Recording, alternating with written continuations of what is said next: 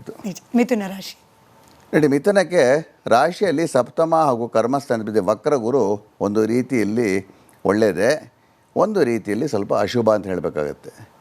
ಒಳ್ಳೆಯದೇನೆಂದರೆ ಅವಿವಾಹಿತರಿಗೆ ಕಲ್ಯಾಣ ಯೋಗ ಉಂಟಾಗ್ಬೋದು, ಮದುವೆ ಪ್ರಯತ್ನ ಫಲಿಸುತ್ತೆ, ವೃತ್ತಿಯಲ್ಲಿ ಸ್ವಲ್ಪ ಏಳಿಗೆ ಇರುತ್ತೆ. ಈ ರೀತಿ ಇಲ್ಲಿ ಒಳ್ಳೆಯದು ಹೇಳಿದಾಗ ಅದಕ್ಕೆ ಸಂತೋಷ ಪಡಬೇಕಲ್ಲ ಅವರು.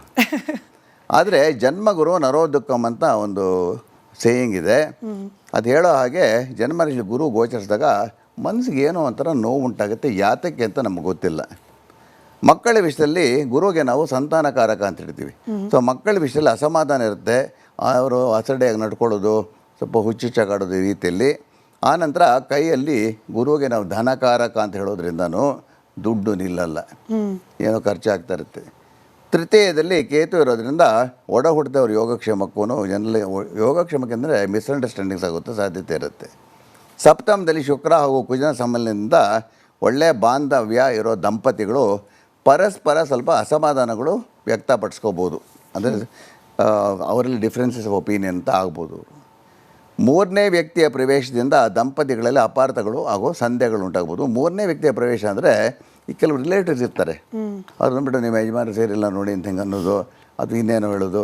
ನಮ್ಮಲ್ಲಿ ಸ್ವಲ್ಪ ಇದೆಲ್ಲ ಜಾಸ್ತಿ ಇರುತ್ತಲ್ಲ, ಈ ಫಿಟ್ಟಿಂಗ್ ಅಂತೀವಿ ನೋಡಿ, ಅದು ಇವರು ಗಮನ ಕೊಡಬಾರ್ದಷ್ಟೇ. ನಡೀತಿರೋ ಡೈವರ್ಸ್ ಕೇಸಸ್ ಇನ್ನೂ ಮುಂದೂಡಿಕೆ ಆಗ್ತಾ ಬರುತ್ತೆ. ಮದುವೆ ಸಮಯದಲ್ಲಿ ಮದುವೆ ಮಂಟಪದಲ್ಲಿ ಏನಾದರೂ ಹುಡುಗನ ಕಡೆಗೆ ಹುಡುಗಿ ಕಡೆಗೆ ಏನಾದರೂ ಅಪಾರ್ಥಗಳು ವ್ಯತ್ಯಾಸಗಳು ಬರುವಂಥ ಸಾಧ್ಯತೆ ಇರುತ್ತೆ. ನೀವು ಮಾಡಿದ ಊಟ ಸರಿಯಾಗಿಲ್ಲ, ಅಡುಗೆ ಸರಿ ಇಲ್ಲ ಅಂತ ಹೀಗೆಲ್ಲ. ಇನ್ನು 9ನೇ ಮನೆ ಅಂದರೆ ಕುಂಭದಲ್ಲಿ ಪಿತೃಸ್ಥಾನದಲ್ಲಿ ರಾಹು ಇರೋದ್ರಿಂದ ವಿದೇಶದಲ್ಲಿ ಕೆಲಸ ಹುಡುಕೋರಿಗೆ 9ನೇ ಮನೆಗೆ house of long distance travelling ಅಂತ ನಾವು ಹೇಳ್ತೀವಿ. ಸ್ವಲ್ಪ ಮಟ್ಟಿಗೆ ಯಶಸ್ಸು, ಆದರೆ ತಂದೆ ಯೋಗಕ್ಷೇಮಕ್ಕೆ ಒಳ್ಳೆಯದಲ್ಲ. ಯೋಗಕ್ಷೇಮಕ್ಕೆ ಒಳ್ಳೆಯದಲ್ಲ ಅಂದರೆ ಗಾಬರಿ ಪಡಬಾರ್ದು. ಏನೋ ಅವ್ರ ಜ್ವರ ಶೀತ ನೆಗಡಿ ಜಾಸ್ತಿ ಬರ್ಬೋದು ಈ ರೀತಿಯಲ್ಲಿ, ಅಥವಾ ಎಡವು ಬೀಳ್ಬೋದು ಈ ರೀತಿ. ಇನ್ನು ಅಷ್ಟಮಾಧಿಪತಿ ಹಾಗೂ ಭಾಗ್ಯಸ್ಥಾನಾಧಿಪತಿ ಶನಿ ಕರ್ಮಸ್ಥಾನದಲ್ಲಿ ಅಂದರೆ 10ನೇ ಮನೆಯಲ್ಲಿ ಇರೋದ್ರಿಂದ ಕೆಲಸದಲ್ಲಿ ಸ್ವಲ್ಪ ಏರುಪೇರುಗಳು ಫ್ಲಕ್ಚುಯೇಷನ್ಸ್ ಅಂತ ಇದ್ದೇ ಇರುತ್ತೆ. ಆದರೆ ಈ ರಾಶಿಯ ಕಾನೂನು ತಜ್ಞರು, ವಕೀಲರು, ನ್ಯಾಯಾಧೀಶರು ಇವರಿಗೆ ಕೀರ್ತಿ ಪ್ರತಿಷ್ಠೆ ಹೆಚ್ಚುತ್ತೆ. ಆದರೆ ಸ್ವಲ್ಪ ಮಟ್ಟಿಗೆ ಮುಜುಗರ ಕೂಡ ಉಂಟಾಗುತ್ತೆ. ಇನ್ನು 12ನೇ ಮನೆಯಲ್ಲಿ ಧನಸ್ಥಾನಾಧಿಪತಿ ಉಚ್ಚ ಚಂದ್ರನಿಂದ ಮಿಥುನ ರಾಶಿಯವರಿಗೆ ಕನಸಲ್ಲಿ ಬರೀ ದುಡ್ಡು ಖರ್ಚಾಗೋ ಕನಸುಗಳು ಬರ್ತಾನೆ ಇರುತ್ತೆ. ಹಾಗನ್ಬಿಟ್ಟು ಬಹಳ ಕೆಟ್ಟದ್ದ ಅಂತ ಕೆಲವರು ಕೇಳ್ತಾರೆ. ಎಲ್ಲ ಕನಸುಗಳು ನಡೆಯುತ್ತೆ ಅಂತ ಹೇಳೋದು ತಪ್ಪಾಗುತ್ತೆ. Only 30% of dreams can have some effects ಅಂತ. ಬಟ್ ಇದರ ಏನೋ ಅಜೀರ್ಣ ಆಗಿ ಆ ಥರ ಇವರಿಗೆ ಕನಸುಗಳಾಗ್ತಾ ಇರ್ಬೋದು. ಇನ್ನು ಇದಕ್ಕೆ ಸಂಬಂಧಪಟ್ಟಂತೆ ಪರಿಹಾರ, ಸದ್ಯಕ್ಕೆ ಮಿಥುನ ರಾಶಿಯವರು ಮೂಲತಃ ಗುರು ಆರಾಧನೆ ಮಾಡಬೇಕಾಗತ್ತೆ. ಇದಕ್ಕೆ ನೀವು ಯಾರು ನಿಮ್ಮ ಗುರುಗಳು ಅಂತ ಭಾವಿಸುತ್ತೀರೋ ಅಂಥವ್ರಿಗೆ 3 ಗುರುವಾರಗಳು ಸ್ವಲ್ಪ ಹೂವು ಹಣ್ಣು ಅರ್ಪಿಸಿ ಅವ್ರ ಪಾದಕ್ಕೆ ನಮಸ್ಕರಿಸಿ ಅವ್ರ ಆಶೀರ್ವಾದ ಪಡ್ಕೊಂಡ್ರೆ ಈ ದೋಷಗಳು ಸ್ವಲ್ಪ ಕಡಿಮೆ ಉಂಟಾಗುತ್ತೆ. ಅಷ್ಟು ಸಿಂಪಲ್ ಅದು. ಈ ಒಂದು ಪರಿಹಾರ ಬಹಳ ಪರಿಣಾಮಕಾರಿ ನಾನು ನೋಡ್ದಂಗೆ. ನೋಡಿ, ನಮ್ಮಲ್ಲಿ ಗಾದೆ ಇದೆ, ಹರಿಹರಾದಿಗಳು ಮುನಿದ್ರು ಗುರು ಕಾಯುವನಯ್ಯ ಅಂತ ಹೇಳ್ತಾರೆ. ಹಾಗೆ ಅಂತ ಅದು ಅದ್ಭುತವಾಗಿರೋಂಥ ವಾಕ್ಯ ಅದು. ಹಾಗೆಯೇ ಗುರು ಬೀಜ ಮಂತ್ರ ಅಂತ ಬರುತ್ತೆ. ಅದನ್ನು ದಿನನಿತ್ಯ ಬೆಳಗ್ಗೆ ಅಥವಾ ಸಂಜೆ ಉತ್ತರಾಭಿಮುಖ 54 ಬಾರಿ ಜಪಿಸಬೇಕು. ಈ ಮಂತ್ರ ಯಾವ ರೀತಿಯಲ್ಲಿ ಬರುತ್ತೆ ಅಂದರೆ ಓಂ ಗ್ರಾಂ ಗ್ರೀಂ ಗ್ರೌಂ ಸಹ ಗುರವೇ ನಮಃ ಅಂತ ಬರುತ್ತೆ. ಇಲ್ಲಿ ಗುರುವೇ ಬರಲ್ಲ, ಗುರವೇ. ಓಂ ಗ್ರಾಂ ಗ್ರೀಂ ಗ್ರೌಂ ಸಹ ಗುರವೇ ನಮಃ ಅಂತ. ಇಷ್ಟು ಮಿಥುನ ರಾಶಿಗೆ ಸಂಬಂಧಪಟ್ಟಿದ್ದು ಸಿಂಪಲ್ ಸೊಲ್ಯೂಷನ್ನು, ಬಟ್ ಎಫೆಕ್ಟಿವ್ ಮಂತ್ರ ಕೂಡ ಹೇಳ್ಕೊಟ್ಟಿದ್ದೀರಾ. ಗುರುಗಳ ಕಟಕ ರಾಶಿಯವ್ರಿಗೆ 2026 ಯಾವ ರೀತಿ ಇರುತ್ತೆ ಅಂತ ಕೆಲವರು ತಮಾಷೆ ಕೇಳ್ತಾರೆ. ಕಟ್ಕ ಅಂದರೆ ಎಲ್ಲ ಕಟಕಟ ಅಂತ ಆಗ್ತಾ ಇರುತ್ತೆ ಅಂತ, ಅಥವಾ ಕಟಕರ ಅಂತ. ಖಂಡಿತವಾಗಿಲ್ಲ. ಇದು ಆ್ಯಕ್ಚುಲಿ ಕರ್ಕಾಟಕ ಅಂತೀವಿ. ಹೌದು, ಕರ್ಕಾಟ ಅಂದರೆ ಕ್ರ್ಯಾಬ್ ಅಂತ. ರಾಷ್ಟ್ರಾಧಿಪತಿ ಚಂದ್ರ ಲಾಭಸ್ಥಾನದಲ್ಲಿ ಉಚ್ಚನಾಗಿರೋದು ಅದು ಒಳ್ಳೆಯದೇ. ಕಟಕ ರಾಶಿಯವರ ಹಣದ ಸಮಸ್ಯೆಗಳು ಅವ್ರಿಗೆ ಒಂದು ಉತ್ತರ ಅಂತ ಸಿಗುತ್ತೆ. ಧನಾರ್ಜನ ತಕ್ಕ ಮಟ್ಟಕ್ಕಾಗತ್ತೆ. ಆದರೆ ಚಂದ್ರನ ರಾಷ್ಟ್ರಾಧಿಪತಿ ಅಂದರೆ ಶುಕ್ರನಿಗೆ ಬಲ ಇಲ್ಲ. ಲಾಭಾಧಿಪತಿ ಹಾಗೂ ಚತುರ್ಥಾಧಿಪತಿ ಶುಕ್ರ ಷಷ್ಠದಲ್ಲಿ ಅಂದರೆ 6ನೇ ಮನೆಯಲ್ಲಿ ಬಲಹೀನನಾಗಿದ್ದಾನೆ. ಕಟಕ ರಾಶಿಯವರ ಆಸೆ ಆಕಾಂಕ್ಷೆಗಳು ಸ್ವಲ್ಪ ಏರುಪೇರು ಉಂಟಾಗುತ್ತೆ. ಸ್ಮೂತಾಗೆಲ್ಲ ಫ್ಲಕ್ಚುಯೇಷನ್ಸ್ ಆಗ್ತಾ ಇರುತ್ತೆ. ಶುಕ್ರ ವಾಹನಕಾರಕ ಆಗಿದ್ದು, ಹಾಗೆಯೇ ಶತ್ರುಸ್ಥಾನದಲ್ಲಿ ದ್ವಿಸ್ವಭಾವ ರಾಶಿಯಲ್ಲಿರೋದ್ರಿಂದ ನೋಡಿ 4 ಇರುತ್ತೆ ದ್ವಿಸ್ವಭಾವ ರಾಶಿ: ಮಿಥುನ, ಕನ್ಯಾ, ಧನುಸ್ ಮತ್ತು ಮೀನ. ಅದಕ್ಕೆ ಡಬಲ್ ಬಾಡಿ ಸೈನ್ಸ್ ಅಂತೀವಿ. ಕಟಕ ರಾಶಿಯವರಿಗೆ ದ್ವಿಚಕ್ರ ವಾಹನ ಅಪಘಾತ ಆಗಿ ಬೆನ್ನಿಗೆ ಪೆಟ್ಟಾಗುವ ಸಾಧ್ಯತೆ. ಇಲ್ಲೂ ಕೆಲವರು ಪ್ರಶ್ನೆ ಕೇಳ್ತಾರೆ, ಅದೇನು ಗುರುಗಳು ಹೇಳ್ತಾರೆ ದ್ವಿಚಕ್ರ ವಾಹನ ಹಾಗೆ ಹೇಗೆ ಅಂತೆಲ್ಲ ಹೇಳ್ತಾರೆ. ನಾನು ಏನೇ ಇದ್ದರೂ ಸ್ವಲ್ಪ ರಿಸರ್ಚ್ ಮಾಡೋನು.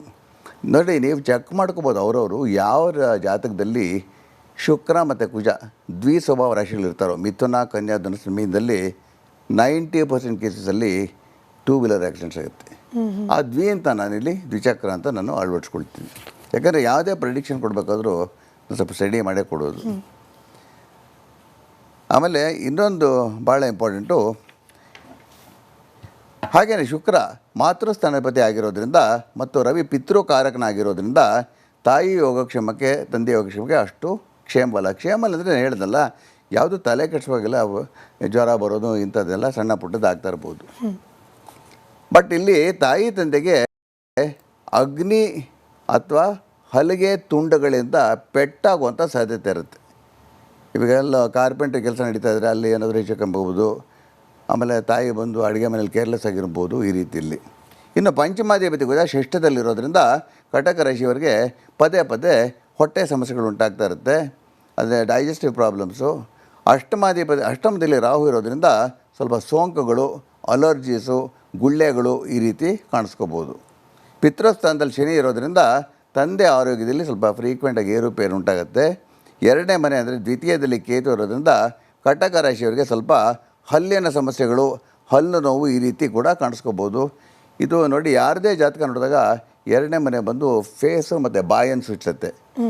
ಕುಜ, ರಾಹು ಅಥವಾ ಕೇತುಗಳು ಯಾರಿಗೆ ಎರಡನೇ ಮನೇಲಿರ್ತಾರೋ, ನಾನು ನೋಡಿದಾಗ ಬಹಳ ಮಟ್ಟಿಗೆ ಕೇಸಲ್ಲಿ ಡೆಂಟಲ್ ಇಶ್ಯೂಸು, ಈ ಇನ್ಫೆಕ್ಷನ್ ಆಗೋದು ಹಲ್ಲಿಗೆ, ಈ ರೀತಿಯಲ್ಲಿ ಆಗುವಂಥ ಸಾಧ್ಯತೆ ಇರುತ್ತೆ. ಸರಿ ಗುರುಗಳೇ, ಮುಂದಿನ ರಾಶಿ ಸಿಂಹ.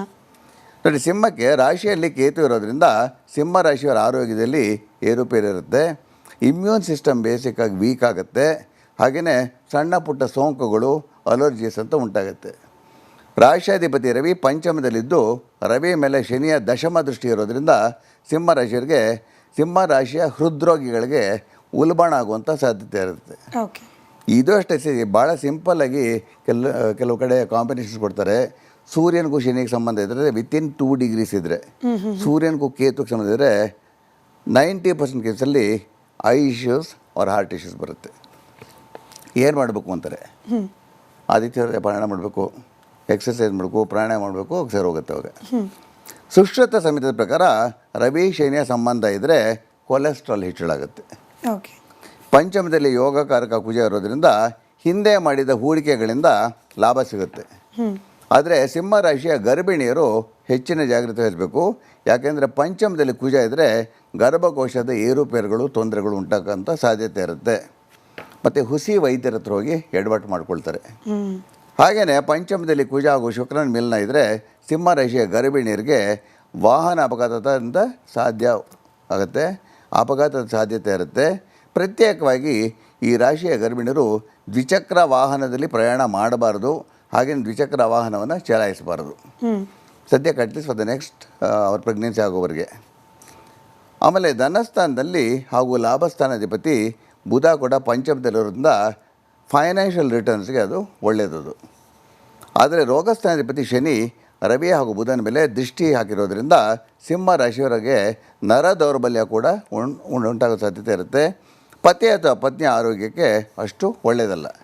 ಸಪ್ತಮದಲ್ಲಿ ರಾಹು ಇರೋದ್ರಿಂದ ಮದುವೆ ಪ್ರಯತ್ನದಲ್ಲಿ ವಂಚನೆ, ಹಾಗೆಯೇ ಕುಡುಕ ಗಂಡನಿಂದ ಸ್ವಲ್ಪ ಹಿಂಸೆ ಜಾಸ್ತಿ ಆಗುತ್ತೆ. ಓಕೆ.